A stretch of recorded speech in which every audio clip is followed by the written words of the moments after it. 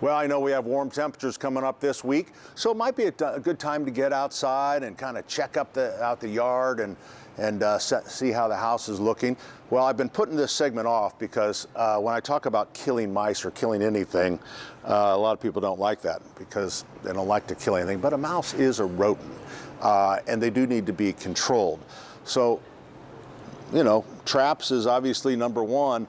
But I think the thing that I always like to drive home is that some people take that having mice in your house is a given.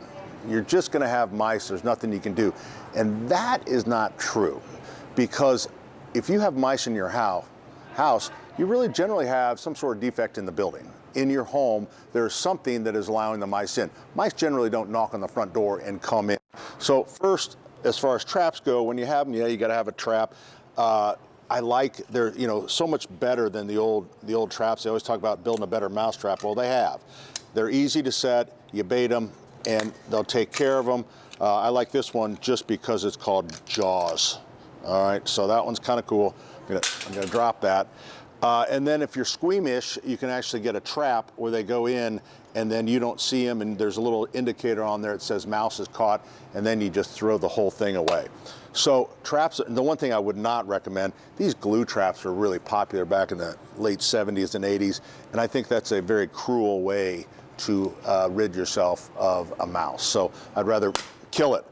The one thing that is gathering a little bit of attention, because people really say it's work, are the preventatives. So you can put these little satchels in the garage, and people say they really work. This one's called Grandpa Gus, and I think everyone would agree that you could trust Grandpa Gus.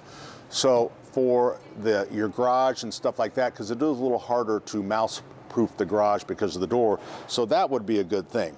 However, really, in our house, when our house was brand new, this was in like the 80s, we had mice the very first summer we moved in, and I thought, this is crazy, this is a brand new house. So it took me about 4 hours of inspection, and I was down in the crawl space, I was everywhere, until I finally found where the plate of the house had been shimmed up a little bit and the mice were getting in. You know, they always say a 1/4-inch diameter a mouse can get in, which I think is the mouse's PR company, because I don't think they can do that, but I do think a 1/4-inch crack that was long, they could slide in, and I think that's what they were doing. Once I sealed that, almost 40 years later, we've never had another mouse. It just takes time. There's products you can use. Foam is one you should not use, the regular foam, because the mice will eat right through it.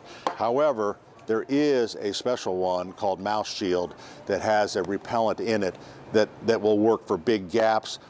But using regular caulking in concrete, there's concrete caulk, bigger patches, you just mix it with water. But again, spending that time, and generally if you have mice, you'll see droppings right in that area.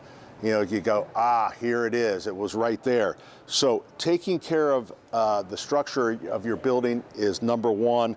And then, and I know people don't like baiting stations, but I'm telling you, our cities would be full of rodents if, you know, so that's another thing that can be done, but obviously you have to be careful about the pests with that. So I know it's not a great subject for breakfast, but someone had to say it.